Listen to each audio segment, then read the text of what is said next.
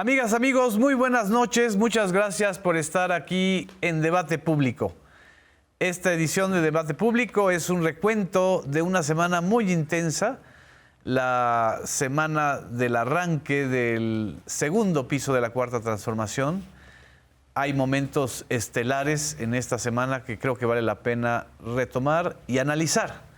Pero creo que después de la última mañanera del presidente Andrés Manuel López Obrador, que también fue un momento muy intenso, muy emotivo, muy descriptivo de lo que representan las mañaneras como instrumento de comunicación pública, como instrumento de diálogo con la sociedad, vino pues la toma de protesta y toda la jornada histórica. No creo que sea reiterativo decir que es histórica, de la llegada de Claudia Sheinbaum a la presidencia de la República, la primera mujer presidenta de México, y esa característica fue enunciada y subrayada en su toma de protesta en el Congreso de la Unión. Hay una frase que creo que fue la que más conmovió y conmocionó a todos y a todas. Aquí vamos a observar este breve byte para que tengamos una idea de lo importante que representa la llegada de la primera mujer presidenta en México. Soy madre, abuela, científica y mujer de fe. Y a partir de hoy, por voluntad del pueblo de México, la presidenta constitucional de los Estados Unidos mexicanos. Hago una respetuosa invitación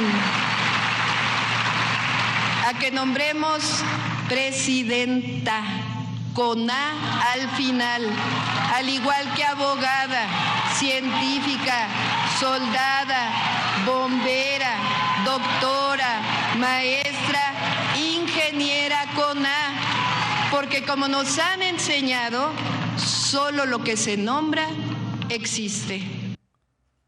Solo lo que se nombra existe, y a partir de la llegada de Claudia Sheinbaum a la presidencia de la República, pues también van a ser nombradas muchas cosas. Y al día siguiente de su toma de protesta, enunció nada más y nada menos que el perdón a nombre del Estado mexicano por la matanza del 2 de octubre de 1968, en la primera mañanera del pueblo, como se denominan ahora las conferencias matutinas de la presidenta de la República, pero también en un acto que nunca habíamos visto en 56 años. Después de aquella matanza trágica, nunca se había escuchado a una presidenta de la República decir lo que dijo: soy hija del 68, y así lo mencionó. He dicho en otras ocasiones que soy hija del 68.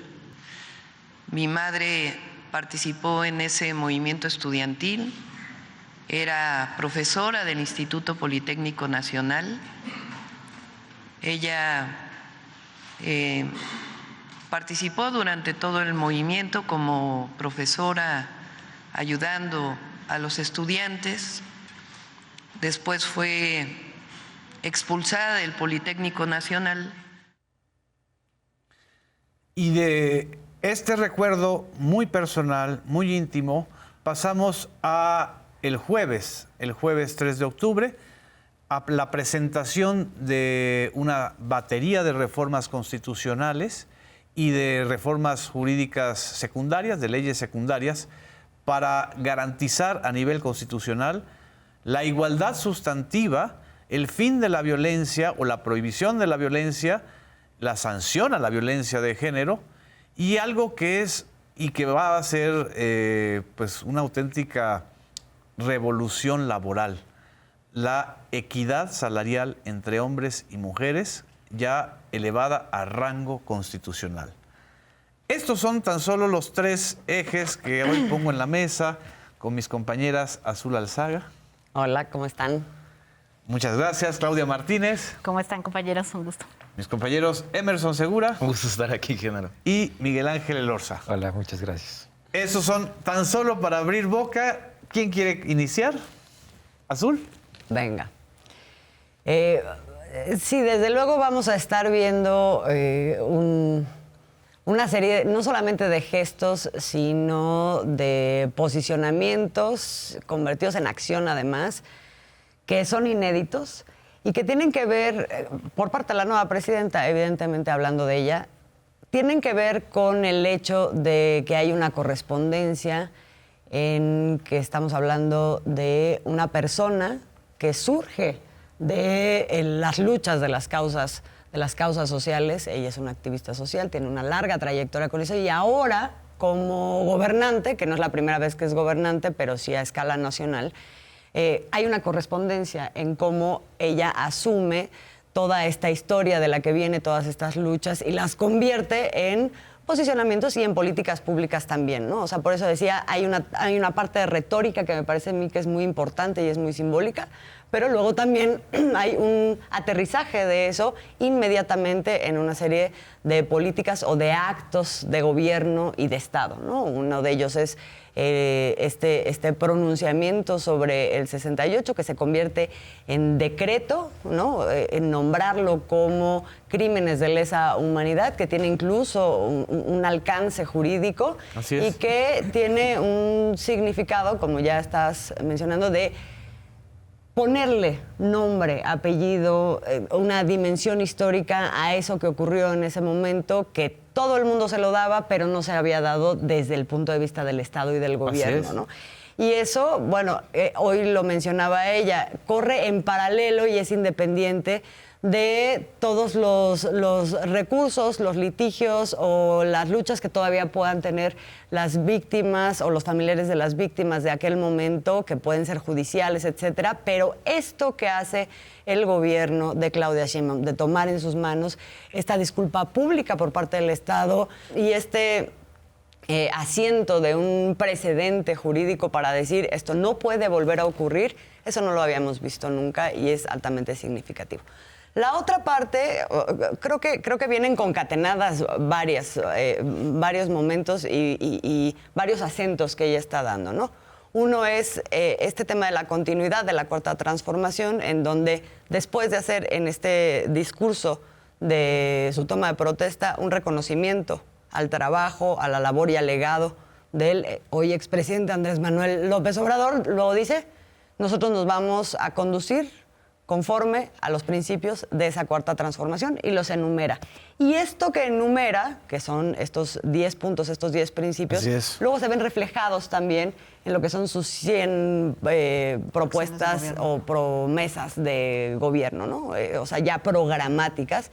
Y muy rápidamente los vemos traducidos en el caso de este acento que lleva a otro nivel el reconocimiento de los derechos de la mujer y de la protección a la mujer en la conferencia matutina del día de hoy, ¿no? Esto de elevar a rango constitucional una serie de cosas que, por ejemplo, porque lo de la paridad salarial estaba en una ley reglamentaria. Claro. De eso no se seguía que estuviera instrumentada de una manera igual en todos los sectores laborales del país. Eso es una cosa que hay que atender. Pero otra cosa que a mí me parece muy importante es retomar esta práctica que también hizo el presidente Andrés Manuel López Obrador en su momento, de decir, esto que nosotros tomamos como prioridades y que convertimos en política pública en este gobierno no lo podemos dejar a merced de que luego lleguen otros y digan, esto no es importante y zafamos, porque lo elevamos a rango constitucional. Y es el caso de la paridad salarial, pero también de otra serie de instrumentos y de reconocimientos en la Carta Magna que van a permitir entonces que se aterricen y que se conviertan también en una nueva cultura, que creo que eso es muy importante y también se traduce en esta cartilla de la que hablaba hoy la presidenta Claudia Sheinbaum, de donde todos y todas tenemos que tener claro cuáles son los derechos de las mujeres, ¿no? Se está abriendo brechas, se está llevando a un nuevo nivel este reconocimiento que se había dado, porque sí se había dado a nivel de ciertas políticas y de ciertas prácticas ya del gobierno de Andrés Manuel López Obrador, pero que hoy se convierten en uno de los grandes acentos de la doctora Claudia. Y ya Sheinbaum. se concretan, porque, si me lo permites, Claudia, ese dato personal tuyo, compartirlo. Tú eres hija de una mujer que vivió, sufrió, estuvo presente en la masacre de Tlatelolco del 2 de octubre del 68.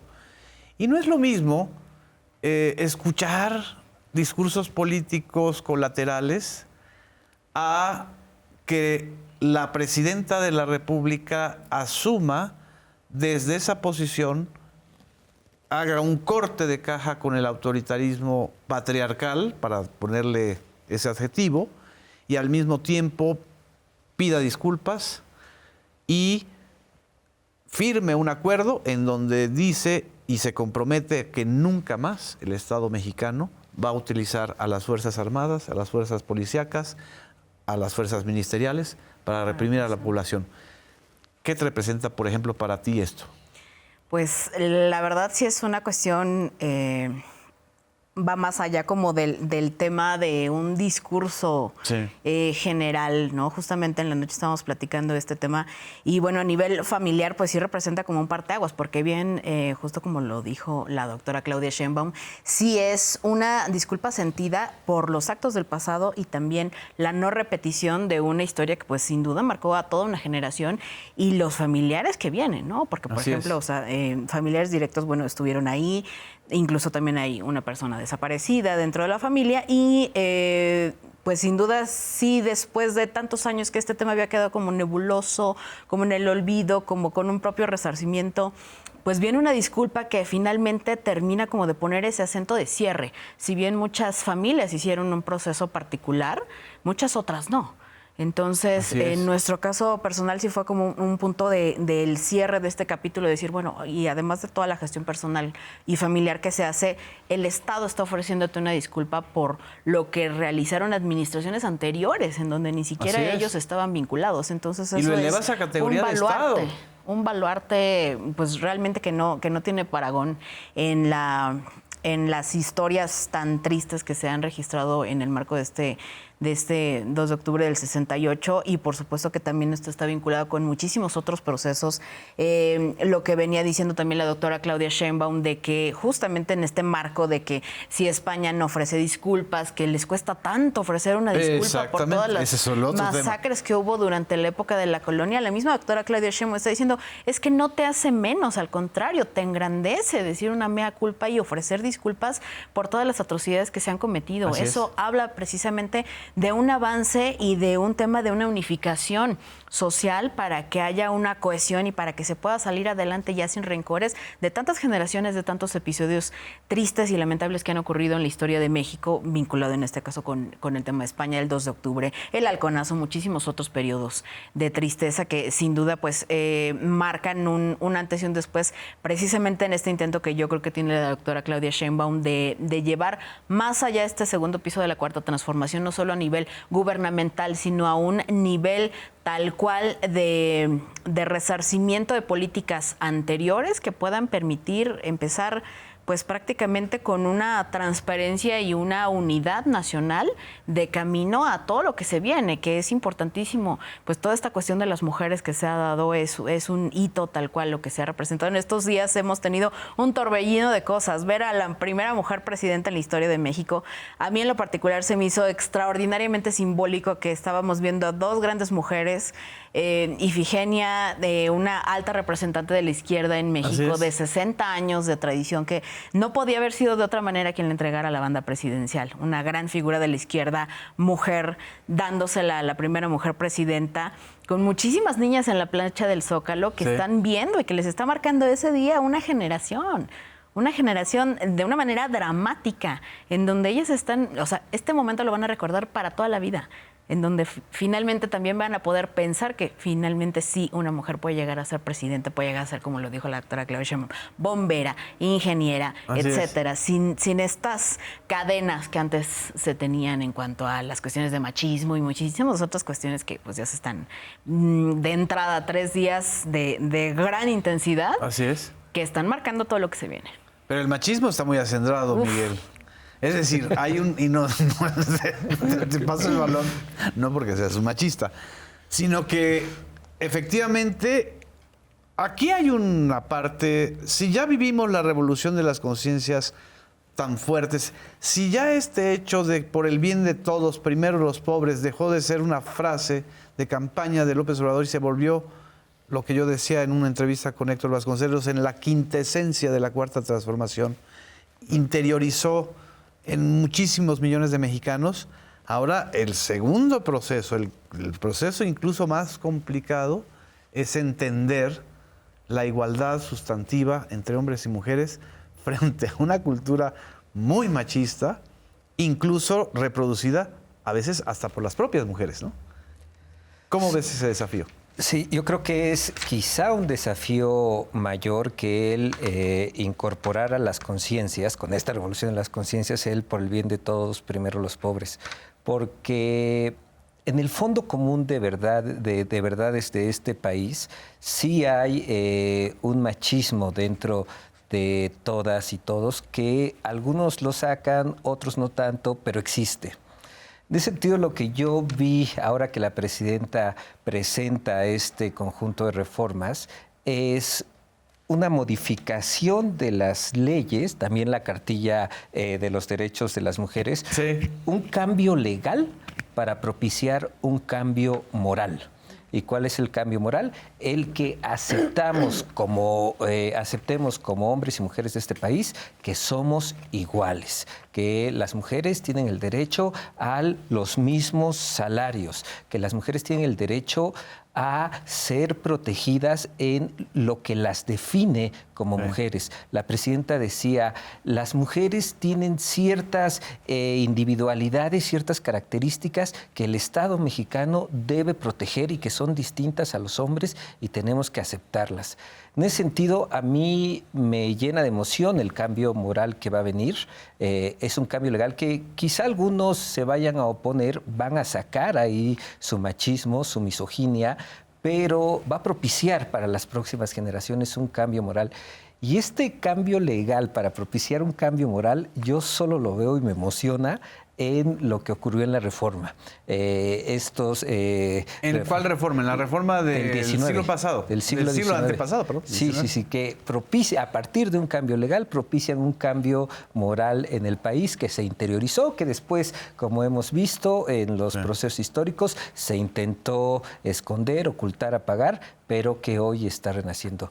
Creo además que el 1 de octubre cambió la historia de este país, cambió la realidad de este país, porque tenemos una mujer presidenta y eso significa muchísimas cosas para todas y todos. Emerson, en algunos medios, en algunas mesas de debate, no tan debatientes como esta,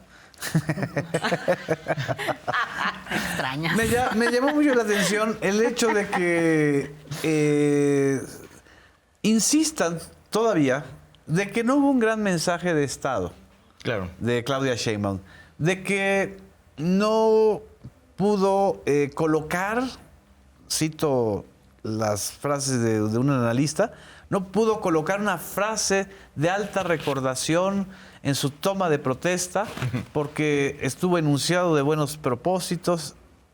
Ojo que lo dijo un varón. Las otras mujeres que estaban en esa mesa le rebatieron eso.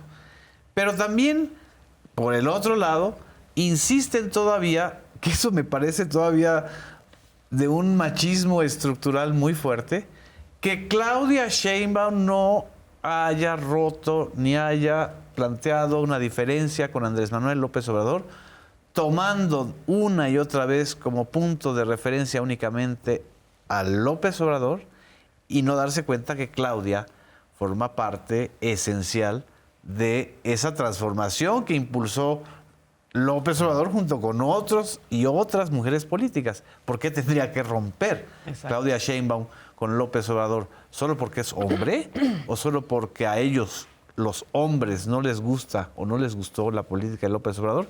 ¿Cómo ves este ambiente?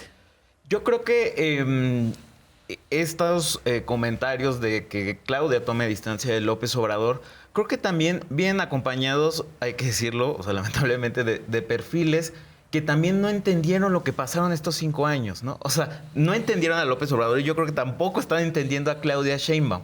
Hablábamos ahorita de estos mensajes, tanto en el Congreso General como en el Zócalo capitalino, y creo que sí hay rasgos importantes que se están pasando por alto, como por ejemplo de estos comentaristas o analistas. La noción, desde mi punto de vista, digamos, gobierno, movimiento de Claudia Sheinbaum. Exacto.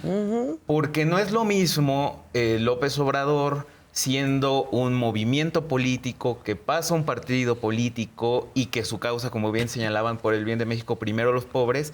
Digamos que esta quinta esencia que tú llamabas, ¿no? O sea, que sintetizaba una causa del obradorismo, por el bien de México, primero los pobres, tiene que ver con un asunto de las desigualdades profundas del país. Así es. Pero también, y creo que era tal vez en segundo término, iba acompañado de la causa democrática, de acceso al poder. Es decir, Exacto. la importancia que una izquierda democrática partidista accediera al poder, y creo que incluso ahí podríamos agregar el mafia del poder, ¿no? O sea, un poco esa mafia del poder construida en el prianismo o en el régimen neoliberal, ¿no? Era la que impedía que una fuerza democrática de izquierda accediera al poder.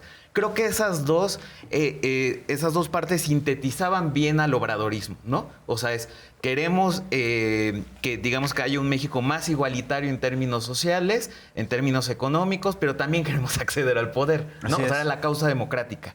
Y creo que ahorita ya estamos en un segundo momento, Así es. porque no solo ya gobernó López Obrador, ya gobernó la izquierda, ya hay resultados palpables, Así es. en mayor o en menor medida, como se quieran Tiene una amplia valorar. aceptación social. o Tiene sea, un alto nivel de 70, aprobación. 80%. Y creo que en ese sentido, conjugando políticas públicas, o sea, una política pública es del orden del Poder Ejecutivo, es lo que hace o deja de hacer un gobierno. Y entonces Claudia Sheinbaum entra con una fuerte batería de sabiendo qué va a hacer específicamente, en qué secretaría, en qué decisión Así de es. política pública muy puntual.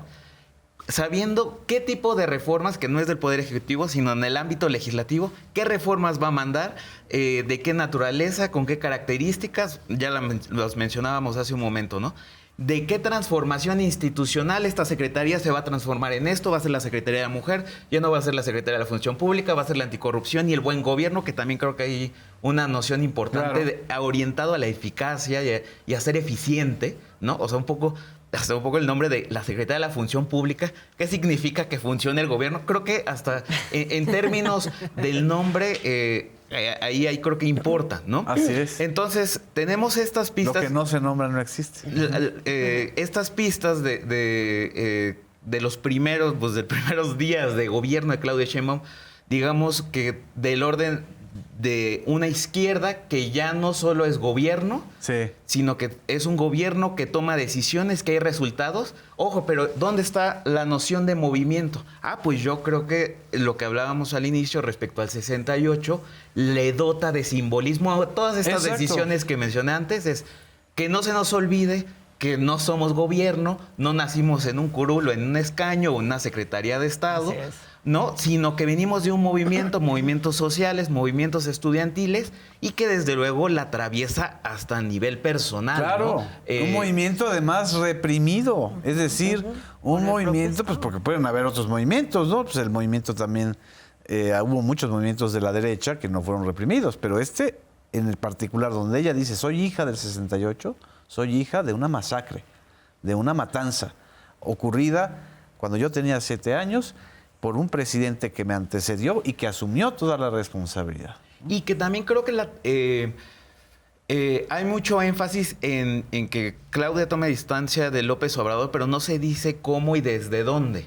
O sea, creo que sin duda López Obrador y Claudia tienen perfiles, si bien coinciden en muchas causas, sobre todo, en muchas cosas, sobre todo en las causas, creo que Claudia Sheinbaum sí viene sin duda de una trayectoria y una tradición política Claro. distinta a la de López Obrador. O sea, Claudia pasó más tiempo en movimientos sociales, en movimiento estudiantil, y luego la incorporación al PRD derivado del Frente Democrático, que eso no solo lo hizo Claudia, lo hizo la izquierda mexicana, ¿no? O sea, Fue la y- dirigente del segundo movimiento estudiantil más importante después del 68, que es el CEU. Exacto. Que es el Consejo Estudiantil Y que bueno, y Universitario. también hasta en la tradición política que no tuvo un paso por el PRI. O sea, a Claro. diferencia de López Obrador, ni por el PAN, ¿no? O Así sea, que es. por el PAN, por ejemplo, tenía esta vena de causa democrática de acceder al poder. Y bueno, obviamente, en medida que accedieron al poder, se les olvidó la causa democrática, ¿no? Pero creo que sí nos habla de un perfil muy distinto, que creo que a nivel de los medios, incluso de los analistas, no nos hemos detenido más allá del científica, sombra de López Obrador. Creo que hay que aventurarnos a darle otra lectura a la trayectoria de Claudia Sheinbaum, que es no solo distinta en México, y eso creo que no se dimensiona, sino en el mundo, ¿no? Exacto, y además es interesante cómo en esos primeros días ella se ha encargado de romper todos los clichés que la misma derecha, ya sea ideológica, ya sea electrónica, ya sea intelectual, le han colocado, ¿no? Es decir, una mujer que es una réplica de López Obrador, que no tiene trayectoria propia, Exacto. una mujer, siempre te ponen una mujer, ojo, ¿ah? Sí. Es decir, como si fuera despectivo. Eso también es impresionante. Alguien que no iba a poder ser capaz de sostener una conferencia matutina como López Obrador, pues claro que no va a hacerlo como López Obrador, lo va a hacer como ella es, como ella Así es. misma es. Y el hecho de que empiece con las mañaneras del pueblo, pues ha generado estas reacciones. Vamos a ver esta precisamente de uno de los grandes publicistas de la derecha, para decirlo de manera amable, antes de ir al corte. Es hipocresía. Sí, digo, y es, Y ya hay oíste que lo que preguntarle por dijo. Ya oíste lo que dijo. Es la primera mañanera del pueblo. Chinga tu madre con el pueblo. El pueblo somos todos. Segmentan, están segmentando desde el día 1 el pueblo y los demás, ¿no? O sea, no sabe ser estadista. Sí. No sabe, no, que son lamentables. Copia, Andrés. Vamos a un corte y regresamos, no nos dejen.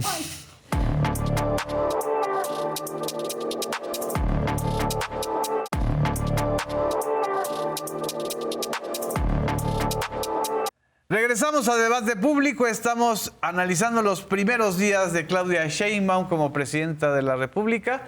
Y otro de los argumentos también que se han dado, aparte de este tan elegante y sofisticado de Carlos Alarraqui, es que Claudia Sheinbaum en sus primeros mensajes, sobre todo como presidenta de la República en el Congreso y en el Zócalo, no le habló a la oposición, no la incluyó.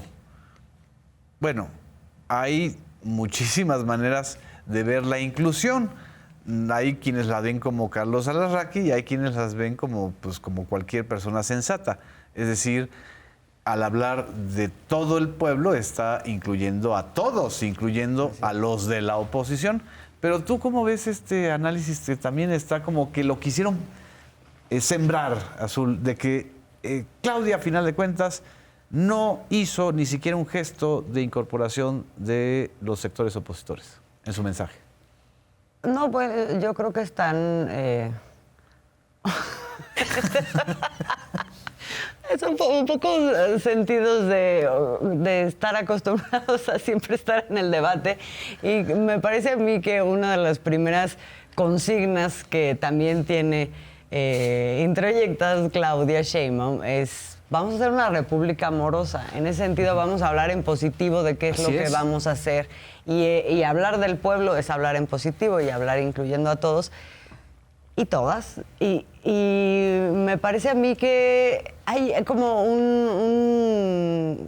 una intención de siempre estar en esta disputa de cómo debatimos lo que está. O sea, esto que veíamos. ¿De dónde me Carlos identifico? ¿Qué Alarraqui. sector o qué líneas argumentativas está donde está mi sector o mis intereses? Exacto, y lo que ves en Carlos Alarraqui es justamente eso, ¿no? Incluso una contradicción en el discurso interno de decir el pueblo somos todos, pero luego dice Claudia Sheinbaum habla del pueblo y los otros aparte, o sea, yo no soy parte del pueblo. En fin, no entiendes ni siquiera qué es aquello a lo que van, pero sí quieren identificar exactamente que ella o que el gobierno hable específicamente de ciertos sectores, y creo que eso es lo que está detrás también cuando se trata de usar el instrumento de género para golpear y decir no se deslinda de Andrés Manuel López Obrador, tratando de ponerlo en términos de no se deslinda de su patriarca, de su mentor, ella como mujer, cuando en realidad... Del hombre fuerte. Del hombre fuerte, cuando en realidad lo que está detrás es no se deslinda de esto que nos ha pesado tanto, que es un proyecto que está transformando la vida pública del país, en donde todos le tenemos que entrar a una noción de mayor equidad, A ver, mayor ¿y por qué justicia, tendrías que mayor igualdad? deslindarte de el antecesor si ganaste 36 millones de votos con una base de votos de 30 millones que tuvo López Obrador? Ella logra 6 millones más a partir del éxito del gobierno de Andrés Manuel López Obrador. ¿Por qué? Y que es la representación de un proyecto. Claro. Es que eso es lo que siempre quieren dejar fuera cuando hablan de estas figuras y tratan de personalizar las cosas, independientemente de que claro que todos reconocemos la popularidad del expresidente de López Obrador, pero más allá de eso es el éxito de un proyecto que aterrizó, que tuvo resultados y que ahora se le va a dar continuidad. Y es querer que se deslinde de eso específicamente, y que es lo que ella ha venido que se haciendo, traiciona a eso, sí misma. Pero también es parte, perdón no que va a suceder. interrumpa, también parte es pregunta si no es parte de la cultura política mexicana. Exacto. O sea, incluso en el priismo, hegemónico, donde no había, digamos que alternancia partidista, o sea, incluso ahí mismo, pues había una necesidad de tomar distancia. Hasta López Obrador en las últimas mañaneras lo insinuó. No, es que se ha portado muy bien conmigo, Claudia. Ha sido muy respetuosa. A pesar de que ella ya era presidenta electa, a pesar de que ella ya estaba en transición en las diferentes carteras y gabinetes, es como no, se portó muy respetuosa, o sea, como un poco, pues insinuando un poco que antes eso no pasaba, ya no, digamos, en el prismo, digamos, tal vez la diferencia entre López Portillo y Miguel de la Madrid, ya no se diga Salinas, ¿verdad? Pero, o sea, creo que hasta es la primera vez también que ven, o sea, hay también una... Pues no sé si envidia, ¿no? Digámoslo, porque hasta en tiempos de alternancia democrática, pues qué continuidad hubo entre Fox y Calderón. Exacto. Qué continuidad hubo entre Zedillo y Fox. Qué continuidad hubo entre Calderón y Enrique Peña Nieto, ¿no? O sea, creo que sí es parte de la cultura política.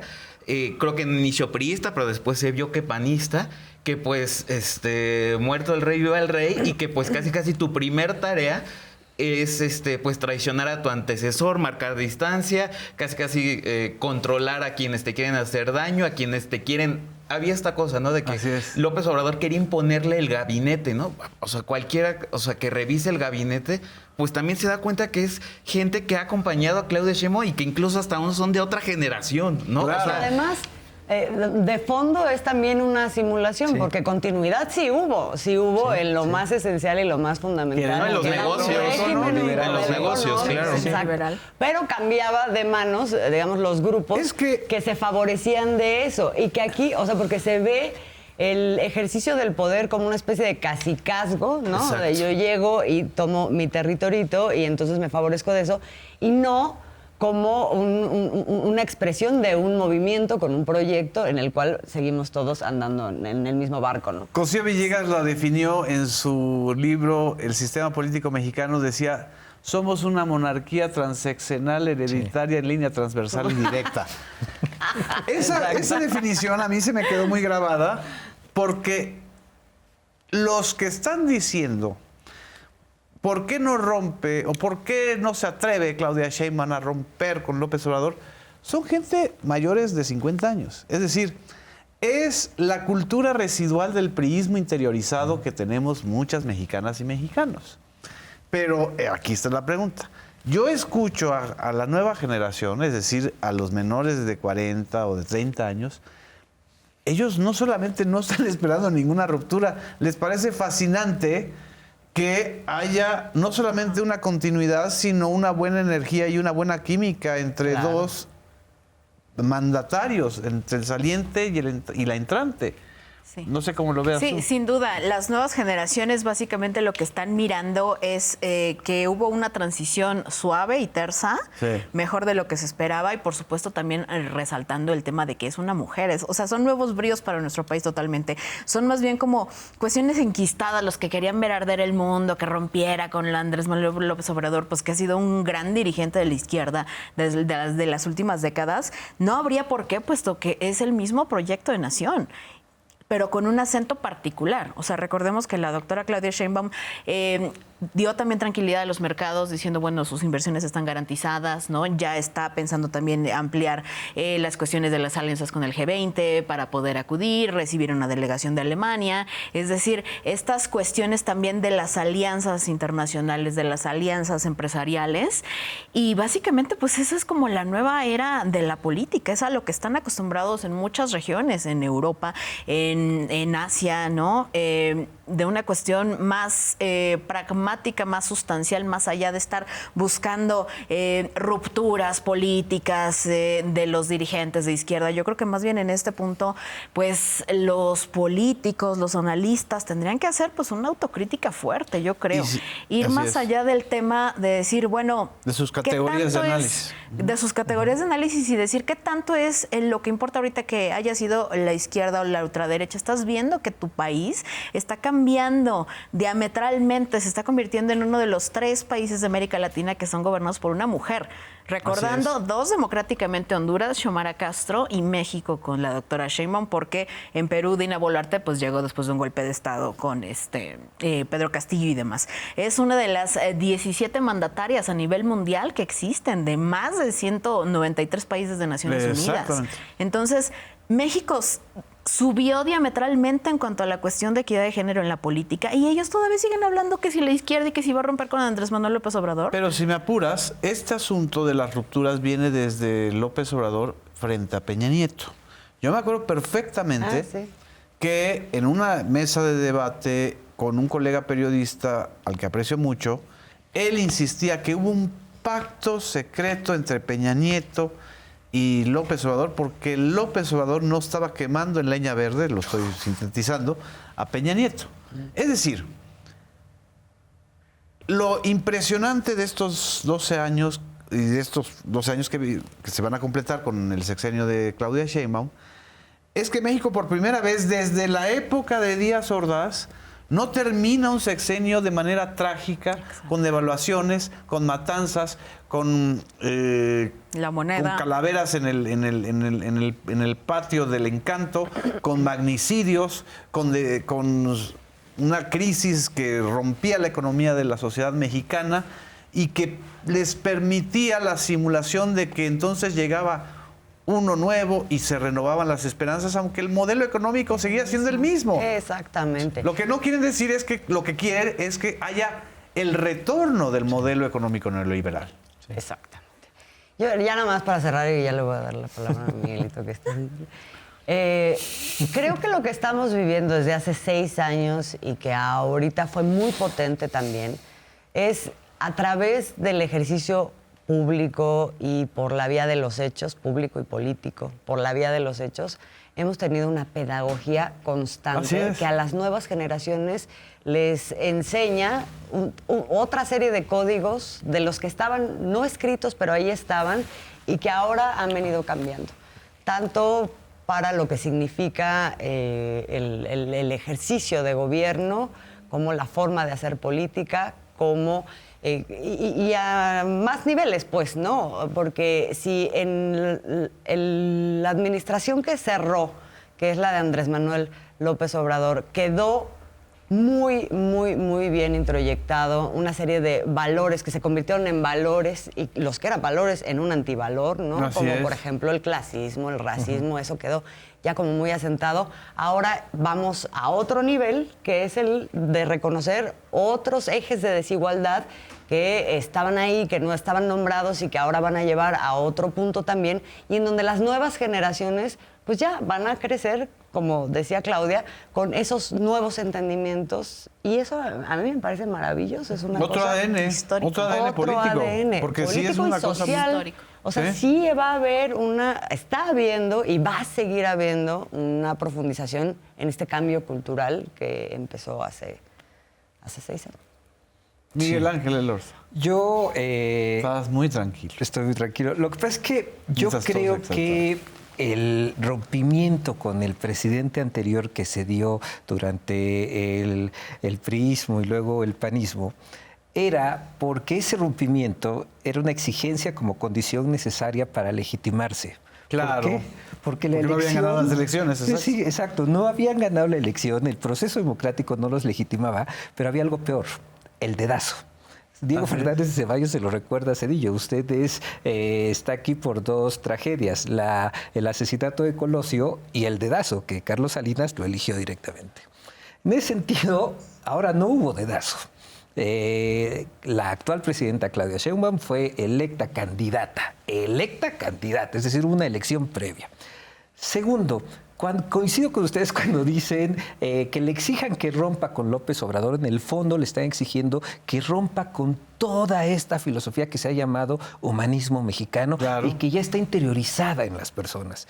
A mí de verdad me impresionó cómo en el Zócalo de la Ciudad de México la presidenta dice: hoy comienza el primer día del segundo piso de la cuarta transformación, y cuando comienza a enunciar los axiomas del humanismo mexicano, dice: por el bien de todos, y la plaza entera contesta: primero los pobres. Sí. Entonces, no robar, no mentir, no traicionar. Luego, con el pueblo todo y la plaza, sin el pueblo nada. O sea, está suscribiendo no una afiliación con una persona, que sí está suscribiendo una afiliación con un proyecto político, con un proyecto de nación, con un cambio moral. Y con una historia del país, porque sí, con el pueblo todo y sin el pueblo nada, no es una frase de López Obrador, es una frase de Benito Juárez. Exacto. Es decir, es la recuperación de lo mejor de la historia del progresismo mexicano, por decirlo de alguna manera, o del liberalismo mexicano, de las izquierdas mexicanas, que les enfurece a la derecha. ¿Sí? Porque la derecha lo que tuvo como grandes vice, por decirlo de alguna manera, era orden y progreso con Porfirio Díaz. Era seguridad y empleo con Carlos Salinas de Gortari, y luego con Felipe Calderón Hinojosa, que era pues la guerra contra el narco, que tuvo sus vice en, pues no lo digo mátalos en caliente, pero prácticamente lo ejerció. Es decir, siempre un sector de la sociedad es la privilegiada y los otros son los indeseables, los prescindibles, los desechables. Sí. Ese fue el modelo neoliberal. Sí, y desde antes con Lucas Alamán, que marcaba una diferencia entre los indígenas y los herederos, ahora que estamos hablando de eso, de los españoles. Así es. O sea, nadie como Lucas Alamán en el siglo XIX, que se enfrenta a los liberales y que además va a traer a Santa Anna, tan clasista y tan racista y tan misógino. Así es. Vox. Sí, lo que hoy Y representa. fue el que trajo a López de Santa Anna de regreso. Sí. Y generó luego la revolución de Ayutla, ¿no? Exacto. Entonces, en ese sentido, la molestia es, primero, porque no es que no rompa con López Obrador, no rompe con esta filosofía política, con este humanismo mexicano. Y segundo, cuando dicen el presidente López Obrador no rompió con Peña Nieto, pues ya no se acuerdan de la toma de protesta de López Obrador, cuando ahí en su cara, no es que ataque a la persona Peña Nieto, ataca a todo el modelo, claro, a toda la política, cuando dice ahí, y se va a echar para atrás la reforma energética y se va a echar para atrás la reforma educativa. Todo el Pacto por México. Exactamente.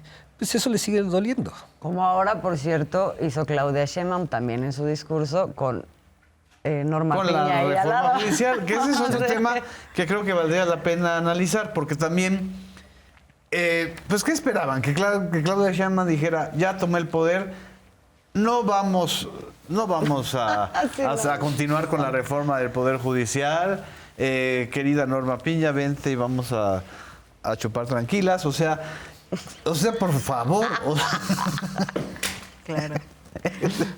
Es decir, son parte de un proyecto. Sí. O sea, la democratización del Poder Judicial no es una agenda personal. No es que, y ese es el relato simplista, Claro. no es que López Obrador se ofendió porque la señora Norma Piña no se paró en la celebración de Querétaro del 2023 y entonces para vengarse. O sea, esta idea de las pulsiones machistas, que son el relato de la derecha, pues son fantasías. O sea, la reforma del Poder Judicial era una emergencia desde hace muchos años, desde antes que Zedillo mandara a correr a los ministros de la Corte, ¿no? Sí, y precisamente también lo menciona la doctora Claudia Sheinbaum. O sea, si hubiera sido una cuestión que tuviera que ver con el Poder Ejecutivo, con Así la decisión, es. presento la terna y entonces no hacemos tanto. Pero precisamente esto viene Si yo quisiera desde el plan. dominar Si el yo Poder quisiera, Judicial, ya lo pues hubiera sigo con hecho. la O sea, misma ley. y regresamos al tema de la democracia, ¿no? Que el pueblo es el que decide con los votos precisamente en el Congreso, decide y está consciente la ciudadanía de que venía el plan C. Así Entonces es. esto pues Por eso prácticamente votó. fue una sorpresa, ¿no? O sea, para ellos que no creían que fuera a llegar y todavía pues siguen metiendo ahí recursos legales que pues ya son totalmente banales y hasta pues como niñerías, ¿no? Cuando todo ya está absolutamente en marcha. Y bueno, a pesar de todo esto, la doctora Claudia Sheinbaum tiene como esa cortesía del Poder Ejecutivo de una jefa de Estado de llegar a saludar a la ministra presidenta en Así ese es. momento. Bueno, para conservar las formas, ¿no? Y también pues de paso garantizar que todos los derechos ganados de parte de los trabajadores pues están garantizados, ¿no? Así es. Y, Y pues, eso el fue tema una de la lucha aclaración muy contra la importante en su toma de protesta. Ahora también llamó la atención, no sé qué opinan ustedes, que los trabajadores del Poder Judicial no protestaron en la manera en que habían anunciado que iban a protestar el día de la toma de Claudia Sheinbaum, ¿no? ¿Qué lectura haces de eso? Yo creo que que no se hayan manifestado con la virulencia o la beligerancia que lo habían estado haciendo, digamos que en los Entiendo. últimos días, semanas, creo que sí refleja que lo que se buscaba, y por eso había la expectativa sobre ese día, que se buscaba enlodar la transición, ¿no? Sí. O sea, la transmisión de poder, un poco para decir, bueno, todos los finales de sexenio llegan, digamos, manchados en los lados con cuestionamientos, el mismo Peña Nieto con marchas, digamos que del Yo Soy 132, ¿no? O sea, querían creo que trasladar esa imagen, pero en términos reales de poder político, de poder en términos de la aprobación con la ciudadanía, pues es insostenible, ¿no? Así o sea, es. creo que por más, o sea, es increíble cómo hace unos días veíamos una violenta toma del Senado de la República por la reforma judicial y bueno, y el gobierno que lo está impulsando y lo llevará a cabo y le tocará implementarlo, el día de la toma de protesta no pasó nada, ¿no? Así o es. sea, te das cuenta pues que la mano que mece la cuna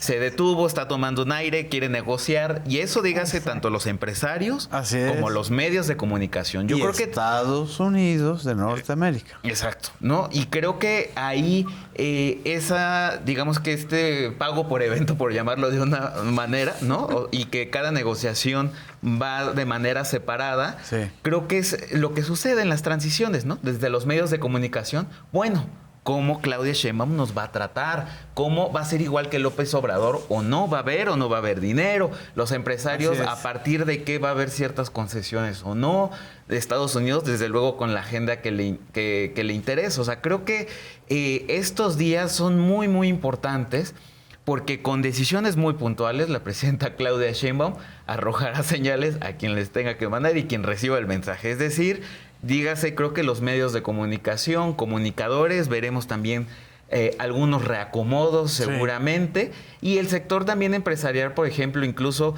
la CONCAMIN, el Consejo Coordinador Empresarial, la Coparmex, que habían sido, digamos que habían La Iglesia Católica. la Iglesia Católica, o sea, que jerarquía. habían acompañado a Claudia, digamos que los que criticaban la reforma judicial y emitían comunicados.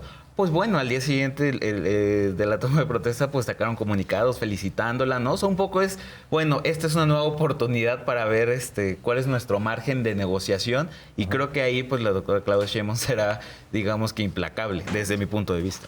Ahora, Creo hemos que va a hablado... durar poco, Perdón, yo ¿sí? creo. Ay. que va a durar poco Sí. este periodito, y luego también hay unos que ya la vieron perdida y están virulentísimos. Están muy virulentos. A Carlos Alarraqui hay que mandarlo a una terapia, que respire. Sí. Ahora, sobre esto, porque hemos hablado ya de la presidenta del partido gobernante en movimiento, de los dos presidentes, el saliente y la entrante. La oposición. ¿Qué escenarios o cuál va a ser o por dónde perciben ustedes que sea la oposición a el gobierno de Claudia Sheinbaum? Miguel. Yo veo a la oposición entregada a su derrota y sin entender. ¿Cuál oposición? Es que ese es por eso planteo un ejemplo. El PRI. ¿Quién fue el que tomó o el que planteó previo a la toma de protesta de Claudia Sheinbaum el posicionamiento de la bancada del PRI? Sí. Pues Alito Moreno. Y fue el único hombre, ¿no? Porque las demás bancadas fueron planteadas por mujeres. Bueno, Entonces, y Manuel Velasco, ¿no? También del Verde. Bueno, Manuel Velasco. No es la Velasco. oposición. Sí, ahí no es la oposición. Pero en el caso del PRI vemos a Alito Moreno adueñado por completo de todo un partido que fue el partido dominante todo el siglo pasado, donde a pesar de esta transformación, a pesar de que se ha roto el techo de cristal, sigue habiendo, perdón que lo diga de esta manera, un macho dominante en un partido político que no es capaz de reconocer el momento en el que se está viviendo y cederle el lugar a una senadora o a una diputada. En ese sentido, si la oposición no cambia sus categorías, no cambia la manera de comportarse, no cambia su manera de hacer política en esta nueva realidad mexicana, pues se va a diluir como ya se está diluyendo, creo. Azul. Yo creo que sí, a ver, creo que hay varios niveles. Por un lado, creo que primero tienen que ver, hablando de la oposición política, primero tienen que ver hacia adentro y cómo se reacomodan. Están en crisis muy importantes, tanto el PRI como el PAN, el PRD ya no existe. Entonces, ese proceso lo tienen que vivir. Ahora, sí en paralelo, yo creo con una circunstancia que avisoran que va a ser más complicada que lo que fue con Andrés Manuel López Obrador, porque él era mucho más frontal. Por un lado, ¿no? O sea, ellos hicieron, digamos, del debate con el presidente uno de sus recursos para posicionarse. Exacto. Eso no lo van a tener porque Claudia Sheinbaum no tiene ese adversarial. estilo. Por otro lado, no construye un gobierno a partir del adversario. Exacto. Por otro lado, ella representa también causas y sectores que han venido defendiendo. Así ¿no? es. O sea, la causa de la mujer, que por más tergiversada que de pronto se diera desde la Que derecha, ya se la había esta querido adueñar la derecha. se la había querido adueñar. Entonces, ¿cómo vas a disputar, no? Así es. Todo esto que ahora está construyendo desde esa posición la presidenta. Y luego el tema académico. Tantas veces criticaron al presidente López Obrador porque no representaba eso, ¿no? Esa trayectoria, en fin. Que él mismo lo decía de gracia. Claro. Pero ahora, ¿qué le van a decir a ella? Así es. ¿no? Creo que la tienen más complicada y desde ese punto de vista creo que también, además de los intereses que ahorita pueden estar así como en suspenso de tenemos una nueva oportunidad, efectivamente creo que están en ese momento, pero por otro lado creo que podrían estar calculando que les sale mejor entrar a otra forma de presentarse. ¿no? Así es, así es. ¿Algo quieren agregar? Nos quedan 2 minutos. Pues nada, destacar el cambio generacional, la nueva historia de nuestro país que se viene para las mujeres y por supuesto ya, o sea, sumarnos al proyecto, ¿no? Más allá de las cuestiones de divergencias partidistas, entender que es una nueva era para México y asumirlo así. Sí.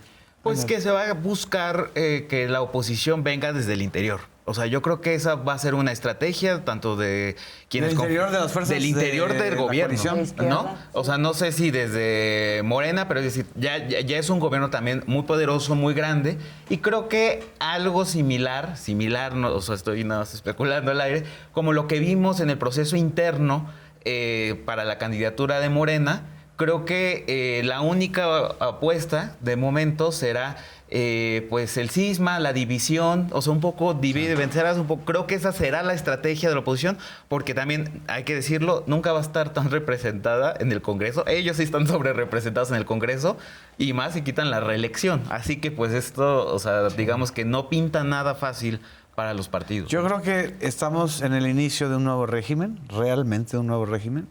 Se rompen categorías que ya no estaban, que ya no son operativas. O sea, hablar de ahora de los partidos de oposición pues no va a tener mucho sentido, porque cada vez son más partidos y más pequeños, pero sí hay una oposición.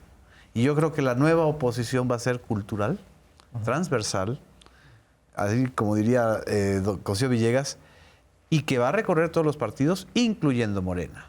El patriarcado residual que tenemos los mexicanos va a generar ciertas resistencias, y ahí creo que esa es la etapa interesante y culturalmente única que vamos a vivir.